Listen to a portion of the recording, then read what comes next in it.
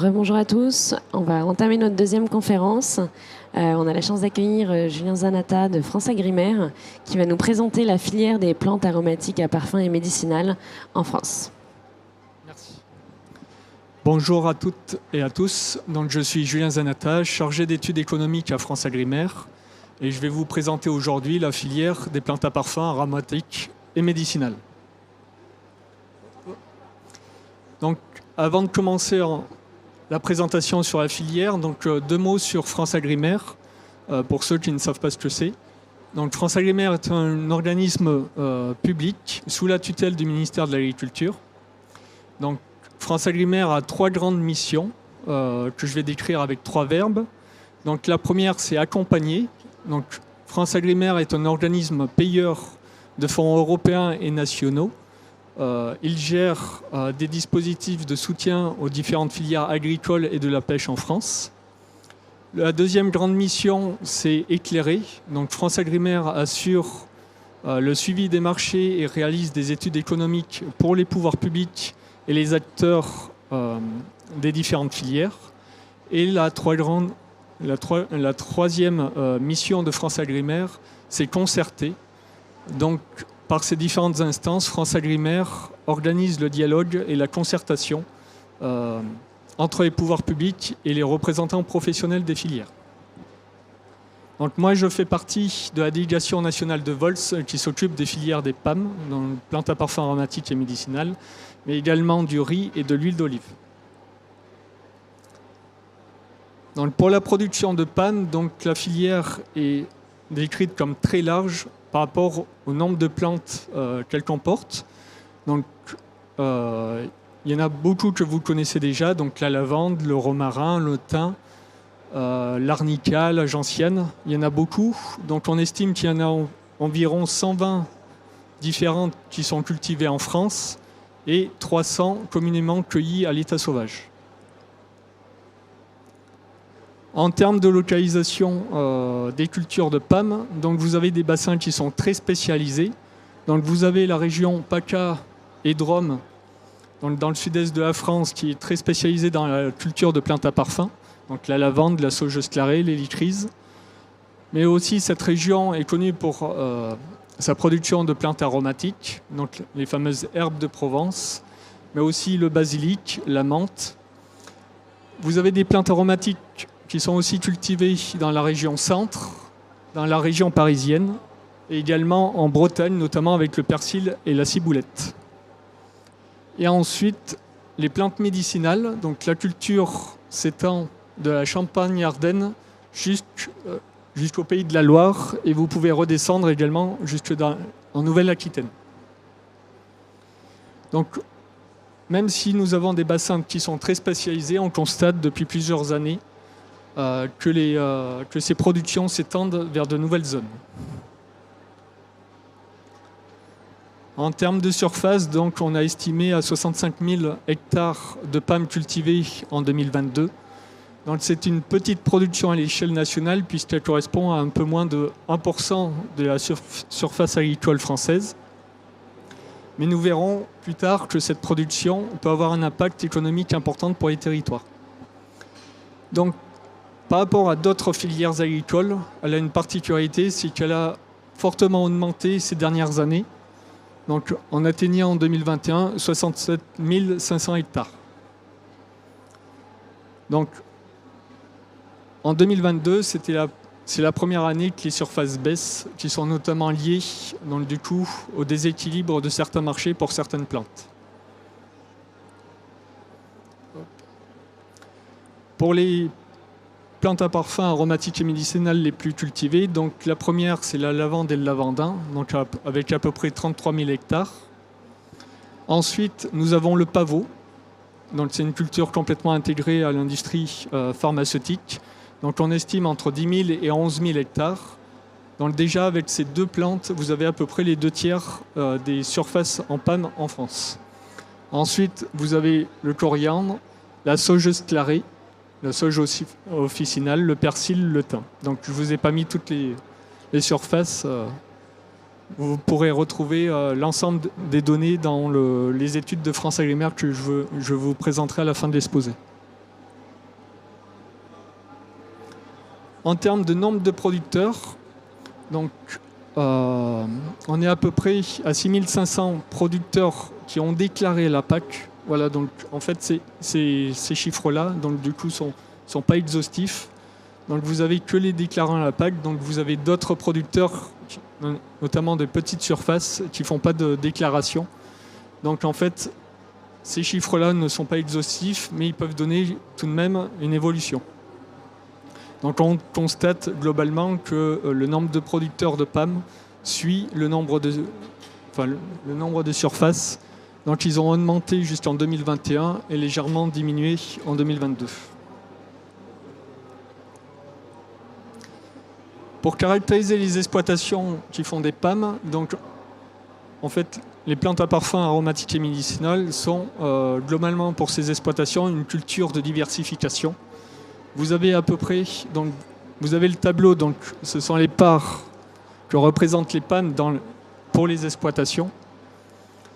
Et on s'aperçoit qu'il y a 78% des exploitations qui ont moins de 20% de leur SAU, donc surface agricole utile, consacrée à cette culture. Donc même si c'est une culture qui vient en complément d'une activité principale, il faut signaler que la grande majorité des PAM en fait, requièrent du matériel très spécifique et requièrent beaucoup d'investissement au démarrage. Et ensuite, en revenant à ce tableau, on voit qu'il y a tout de même des exploitations qui sont très spécialisées, donc qui ont plus de 50% de leur surface dédiée aux PAM. Et ces exploitations sont globalement des exploitations qui sont spécialisées dans les plantes à parfum dans le sud-est de la France, ou soit ce sont des petites exploitations de moins de 20 hectares qui sont consacrées uniquement à des plantes aromatiques ou médicinales. Outre la culture, donc, en France, il y a aussi une activité de cueillette qui est non négligeable et qu'on le recense sur l'ensemble du territoire français. Donc, globalement, les produits de cueillette sont généralement, en grande majorité, labellisés à l'agriculture biologique. Et par rapport aux différents types de profils de cueilleurs que l'on a, donc il y en a deux grands. Donc, le premier, c'est des agriculteurs donc, qui ont une exploitation et qui font de la cueillette autour de chez eux. Et ensuite, vous avez un deuxième profil, c'est des cueilleurs qui font que ça, donc du coup qui sont spécialisés et qui peuvent parcourir de grandes distances pour pouvoir aller rechercher les plantes qu'ils souhaitent. Aussi, vous avez certaines zones, donc les populations sont, on va dire, prises pour réaliser de la cueillette des plantes, on va dire, typiques de leur région. Donc on pense notamment à la gentiane dans le Massif central, l'arnica dans les Vosges, l'hélicryse également dans la Corse, même si elle est cultivée, elle est aussi cueillie. Ensuite, donc, je vais vous parler de la culture bio. Donc, on estime à peu près, enfin, l'agence bio nous a informé qu'il y avait à peu près 15 000 hectares de PAM en bio. Donc ça correspond à 22% de la surface totale en PAM. Donc c'est l'une des filières où ce pourcentage est le plus important. Donc la culture bio donc, dans cette filière est en forte augmentation depuis 2015. Et déjà entre 2020 et 2021, il y a eu plus de 26% de surface.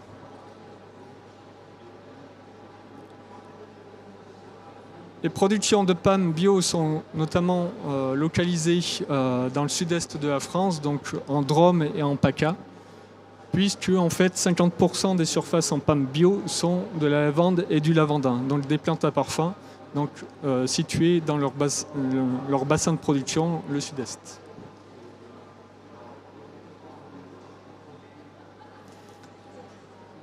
À part le label bio, donc vous avez d'autres labels dans la filière.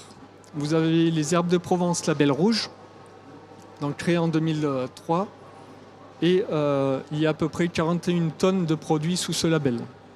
Donc ce label certifie donc une composition particulière et également un taux en huile essentielle supérieur à 2%. Ensuite, vous avez l'IGP Thym, donc, qui est un label très récent, puisqu'il a été créé en 2018, et on a à peu près 13 tonnes de feuilles mondées qui sont produites sous ce label. Les 13 tonnes ne comportent pas également les chiffres sur les productions de branches également qui peuvent être labellisées IGP Thym de Provence. Un autre label qui concerne les huiles essentielles, c'est l'AOP Huile essentielle de Haute-Provence, donc créé en 1981, et donc qui certifie aux alentours de 10 à 13 tonnes par an. Ensuite, vous avez une marque Senso qui est gérée par l'interprofession des huiles essentielles, le CIHF. Donc c'est une démarche de développement durable autour de l'huile essentielle de lavande et de lavandin. Donc il y aurait à peu près 120 tonnes d'huile essentielle de certifiée. Et enfin, donc vous avez l'IG absolu du Pays de Grasse. Donc c'est la plus récente des labels, donc depuis novembre 2020. Donc ce label donc du coup certifie donc une méthode d'extraction particulière et un usage des plantes locales autour du Pays de Grasse.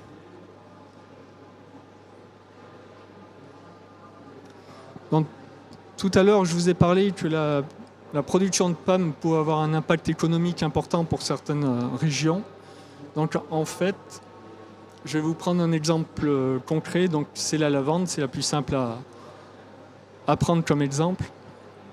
Donc la production de lavande dans le sud-est, donc du coup vous avez des emplois qui sont gérés, vous avez des emplois générés par la production, donc les agriculteurs eux-mêmes, qui vont induire donc du coup des emplois donc par rapport je pense aux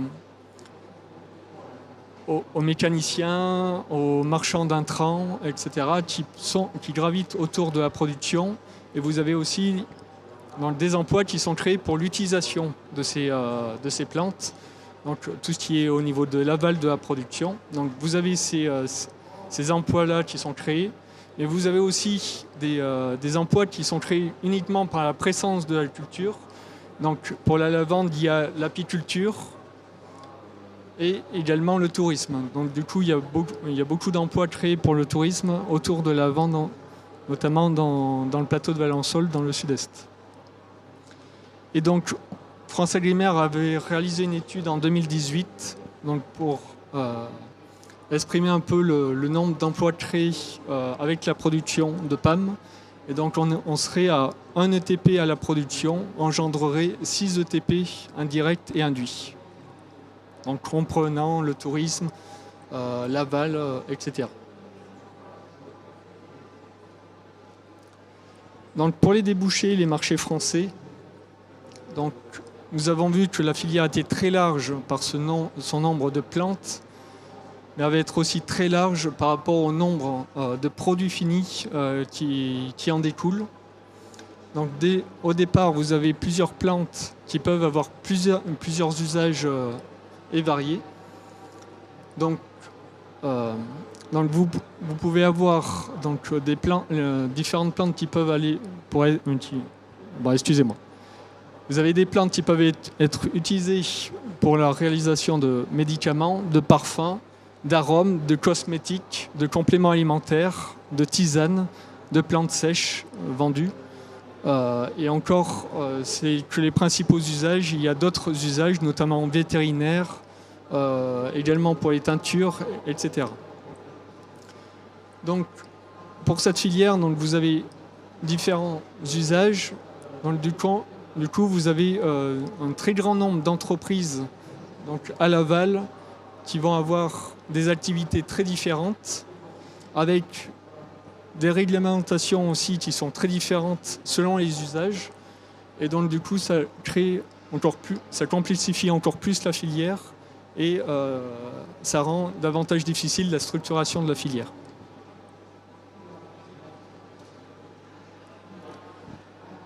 Une autre chose également qui complexifie le suivi de la filière, c'est que vous avez des circuits qui peuvent être très courts, donc du producteur directement au consommateur. Donc vous avez des petits producteurs notamment qui vendent en direct chez le consommateur. Mais ensuite, vous avez aussi des circuits qui peuvent être très longs. Donc du coup, le producteur qui passe par des négociants, des transformateurs, qui vendent ensuite à des industries utilisatrices et ensuite qui vendent le produit fini à des consommateurs. Donc vous avez à peu près tous les types de circuits possibles dans cette filière. Donc à France Agrimaire, nous réalisons le suivi des différents marchés. Donc, je vous ai mis dans ce tableau un peu les différents chiffres que nous avons actuellement, les plus récents. Donc, grâce au Synadiet, nous avons les chiffres d'affaires des compléments alimentaires de 2,3 milliards d'euros. Grâce à l'agence Good, nous avons les marchés pour les huiles essentielles, la gémothérapie et infusion en magasin bio, donc qui sont respectivement de 25 millions, 10 millions et 45 millions d'euros. Ensuite, grâce aux données de IRI, donc nous avons des données sur le chiffre d'affaires des ventes pour les infusions, les herbes de Provence et le thym en GMS.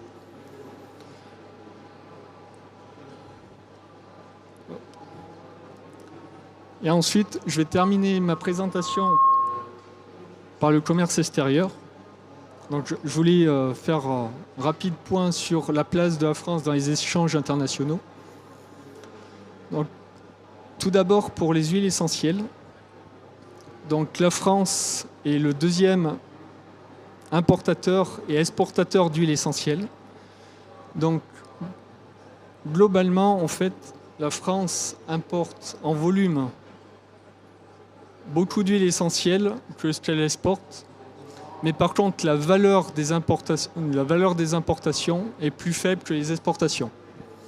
Donc, en fait, vous avez la France qui achète beaucoup d'huile essentielle d'agrumes, donc le citron d'Argentine, l'orange du Brésil, mais également aussi de la menthe qui vient de l'Inde, qui sont globalement à des prix inférieurs aux huiles essentielles qu'elle exporte, c'est-à-dire la lavande et le lavandin notamment.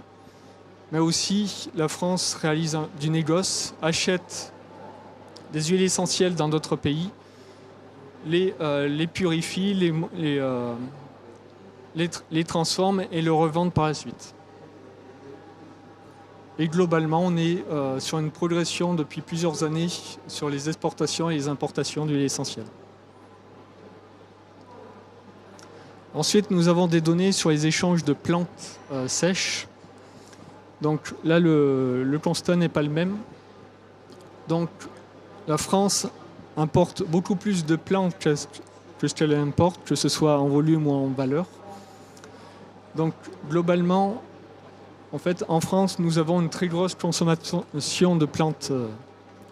Donc nous avons dans la filière de multiples entreprises de l'aval très consommatrices de plantes et qui nécessitent l'importation de celles-ci. Donc, pourquoi on importe davantage de l'étranger ? Bon, la première raison, c'est que toutes les plantes ne se cultivent pas en France.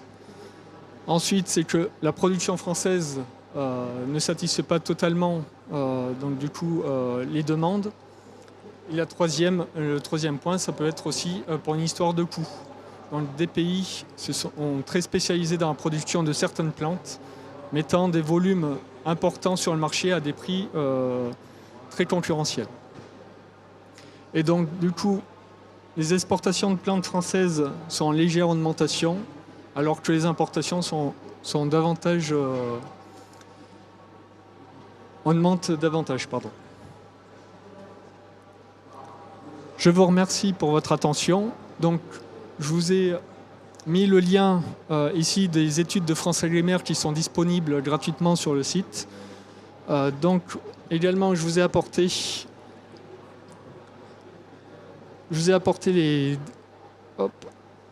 le panorama qu'on essaye de publier chaque année, qui récapitule l'ensemble des données que l'on a sur la filière.